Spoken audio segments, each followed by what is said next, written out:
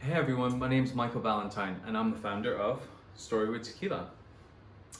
So before we jump into all the great information about this brand, I just want to tell you guys that we're going to be doing this in half an hour, which is about half an hour less than what I usually do a tasting session for. But we're going to do 10 minutes into the journey. So basically 5 years of my life in 10 minutes. 10 minutes into tasting the tequilas, and then we're going to leave around about 10 minutes for Q&A.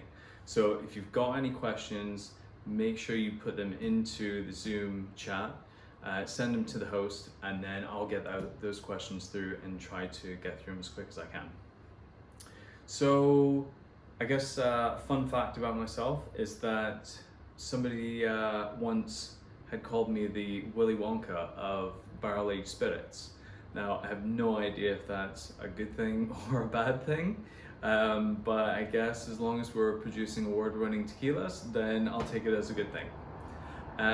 So Storywood Tequila is the world's first single malt and Olorosso cask-aged tequila. Now, when I usually tell people about that, they always say the same thing. That's really innovational. But what is innovation?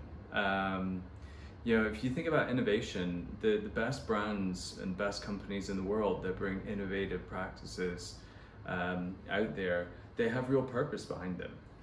And Storywood has purpose because the purpose behind the brand was really to entice whiskey geeks just like me into the agave spirits category. So what I will say about Storywood is that if you're going to understand the brand, you really need to understand who I am as a person. So I was born in Scotland and I was raised in Texas.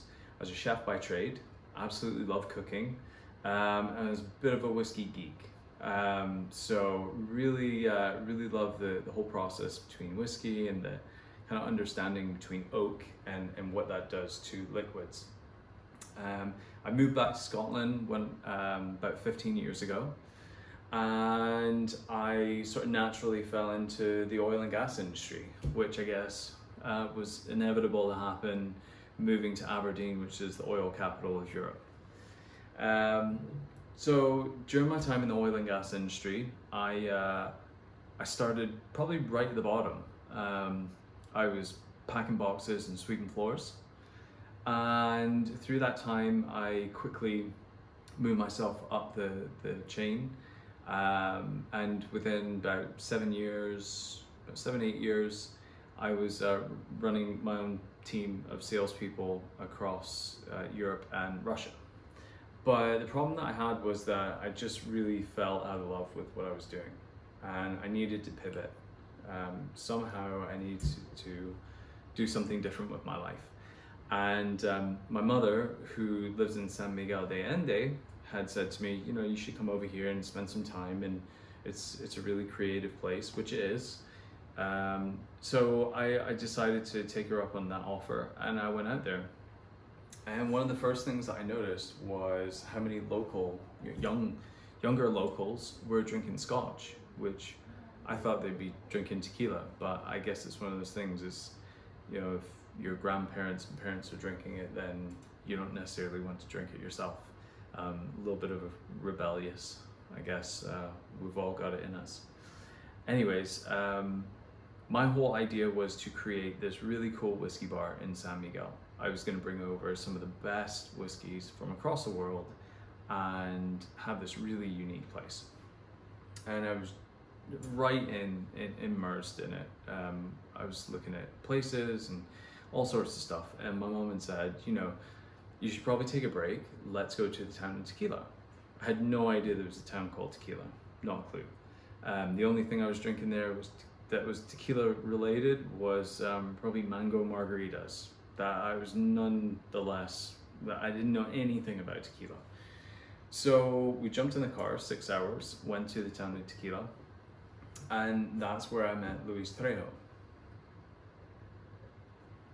When I spoke to Luis was telling me about the production of tequila, and in turn I was sharing my love for whiskey with Luis. And we just had this really cool connection. And I had said to him, you know, wouldn't it be interesting to put our two national spirits together somehow? And I never thought that that one phrase would stick in my mind so much. But anyways, I left there with a couple of bottles of tequila, and I was adamant in changing my friends' minds on what tequila once was. And I guess the thing for me was that, you know, not everybody can go to tequila. So I needed to figure out a way how to get people to really enjoy it without having to take them there. So this was the challenge. I went back home, still was working on the whiskey bar idea in San Miguel, but I was giving some of these tequilas to friends of mine, and I was telling them to consider it like they were drinking a malt. But they kept asking me the same thing: where's the salt and the lime? And like, it was the most frustrating thing for me.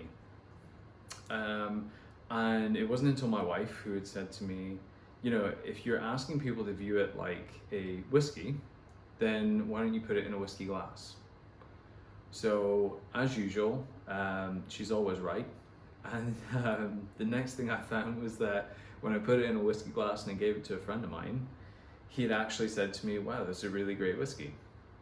I thought at that point, if I can change somebody's perception just based on the glassware, what could I do if I actually put it in whiskey barrels? So that for me was a bit of a, I guess you would say, that light bulb moment. I got in the car, I went out to Speyside, which Speyside whiskies being my favorite whiskey, and I started knocking on doors. And to be honest, it was pretty difficult. Nobody really wanted to hand over any barrels, but it wasn't until I got to the Speyside cooperage and I met the team there, and they were just amazing. They showed me all the things that I didn't know. You know, as a chef, I understood flavor, but I understood flavor in a different way. I didn't understand it as in barrel terms, like toasting and charring, where you can get these different flavors in barrels and finishing and all this stuff. So for me, like, that was a really, it was a really exciting point for me, because I thought, well, you know, I know flavors, but how about I just get into it in a different way through barrel blending? So we started out with 10 barrels at Speyside Cooperage.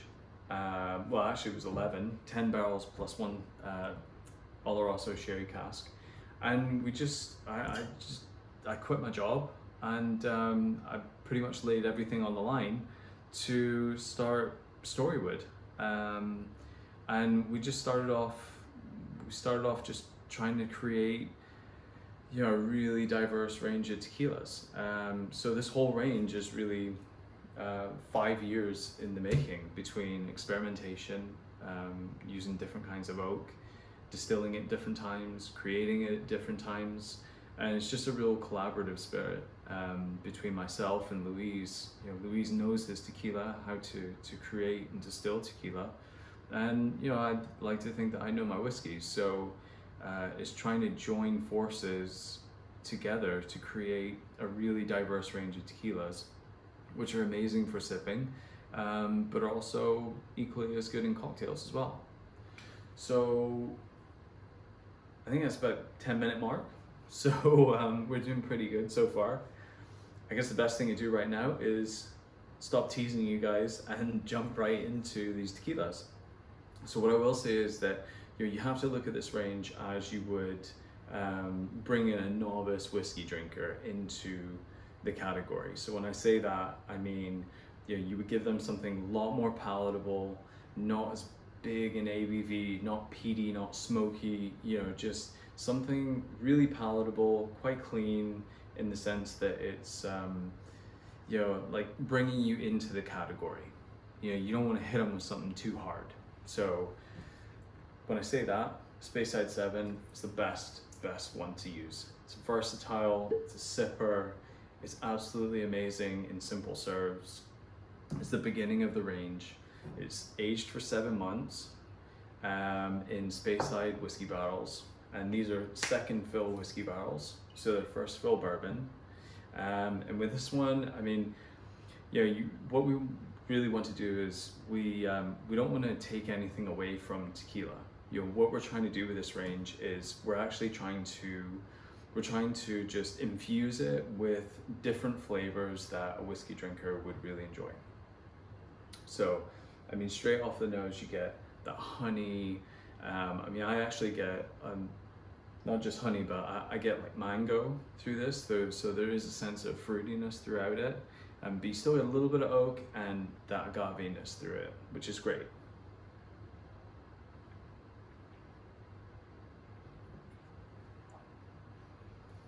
Yeah, so right on the front, you get that sweetness, that honey vanilla, and then on the back, you start to get that agave, that raw kind of Blue Weber agave sweetness through it, but it's still earthy, punchy. I love it. I mean, it's such a great beginner's tequila to jump into the range with.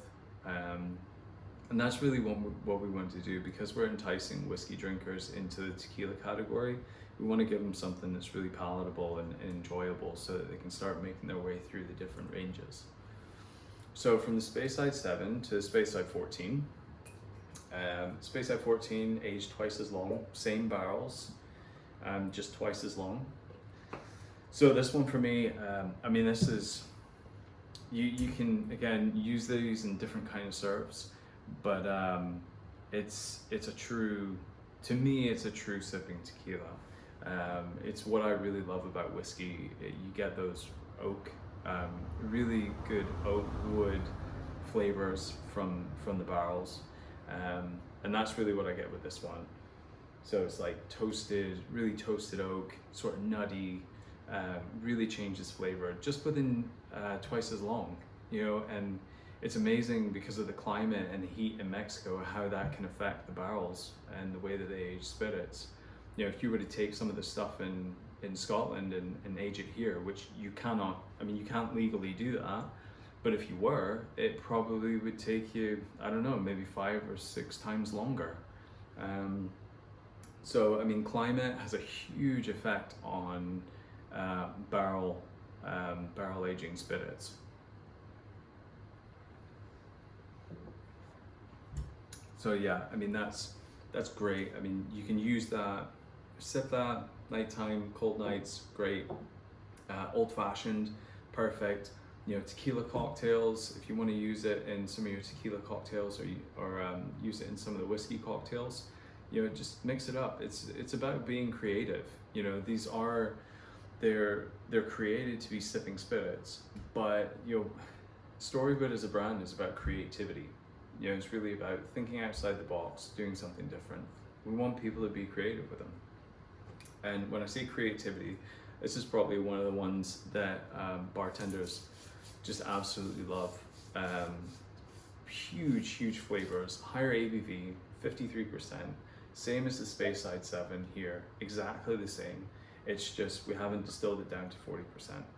So this one's 53%, and you still get that sweetness through the nose, and even sipping it, you get that sweetness. But as soon as it hits your tongue, it just completely blows up with flavor. It's just like a tongue tingler. It's a bit crazy. I love it personally because I love higher ABV whiskeys. So for me, like cask strength range, for me really sits quite well for me as a more experienced whiskey and tequila drinker.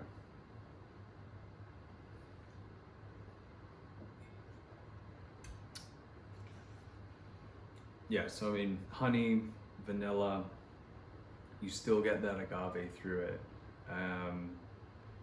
It's just, yeah, it's great. I can understand why cocktail experts love using this. I mean, it's kind of a no-brainer, really. You can really experiment with this stuff and get quite creative with it.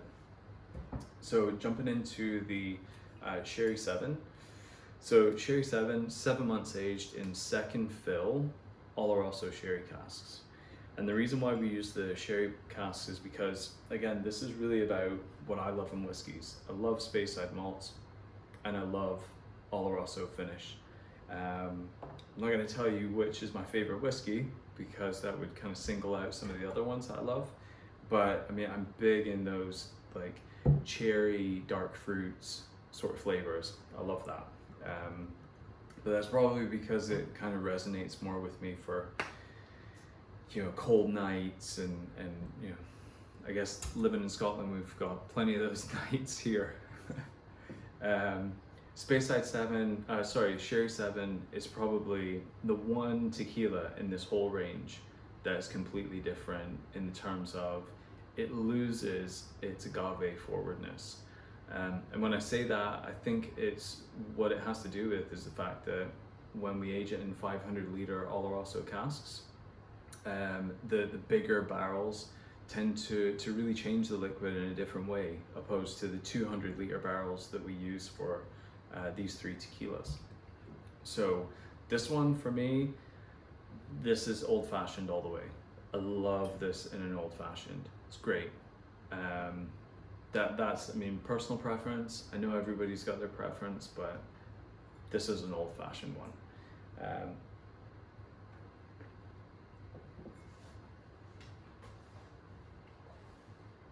Yeah, I mean, you just get that sweet cherry, dark fruits on that. It's great, but again, you lose that agave forwardness on it, which I think is really different. You know, if you were to put this one in a lineup of whiskies, which are finished in sherry casks or matured in sherry casks, I think you would probably have a really hard time to pick out which one was the tequila. And believe me, I've actually tried it. But yeah, again, I love this one, love them all, but old fashioned for me, that's the way to go, or sipping.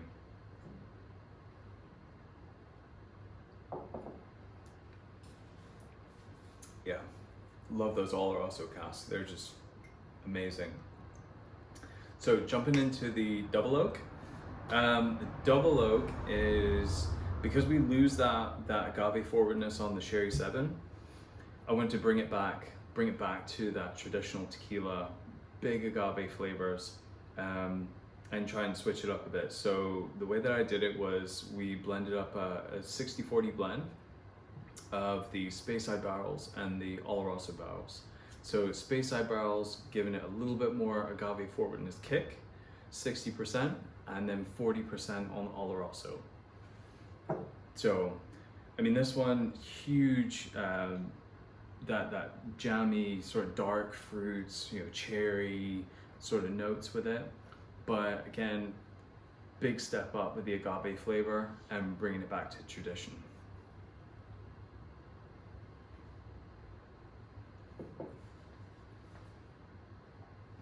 Yeah, I mean, this one, that's a no-brainer for me. It's a true sipper. I haven't even tried making this in any cocktails at all. That's for me, that's it's just one of those liquids that you can be creative with it. It's up to you. You know, everybody's tastes are different with what they want to do with it, but it's a sipping tequila in my opinion. It's one of those cold, dark nights, sitting by the fire, put your feet up, sort of chilling out, sipping on this double oak. It's great. I love it. I love them all. They're all different in their own right, and to everybody's each opinion, I guess. You know, they're all different. But yeah, that's the Storywood range, and I'm going to put it out to the questions now, and hopefully we can get through some of these. So, got a couple of questions here. How did you come to the realization of barreling at 55%? So we actually barreled at 45, 50, and 55% ABV. And what we actually found was 55% drew out so much more flavor than the 45 and 50. It's a more expensive process to bring the ABV up to that point. But you know, Storywood's really not about what's expensive and what's not expensive. It's about creating award-winning tequilas that are absolutely amazing. And in my opinion, you can't really put a price on that. So, do you have plans to add an Isla cask aged tequila? So I guess what I will say is 5 tequilas here, 5 years in the making, a lot of work, a lot of people behind the brand. We're really at the starting gates, you know, especially with what's going on across the world right now. To be honest with you, I'm probably going to say that, you know, we're just lucky enough to have the people behind the brand that we do. You know, we've got Proof Drinks behind the brand, which is an absolutely amazing distribution company. We're going to be launching in different places across the world. We've got real people behind it that love and care about this brand just the way that I do. So, you know, are we going to add something? Yeah, you know, maybe. We're an experimental company. That's the cool thing about us, is that there's really no rules or limitations, especially not limitations on me and what I can do. And that's what I love about it. You know, it's about expressing yourself, doing things differently, and really thinking outside the box without caring what anybody else thinks. Why do you send barrels to Mexico and not age in Scotland? So again, it has to be aged in Mexico and bottled in Mexico to be classified as 100% agave tequila. So that's exactly why we do that. We're really not trying to take anything away from that. And one of the biggest reasons why we don't try to do anything like that or cut around corners or do anything differently is because you know, everything you see in this bottle is handmade.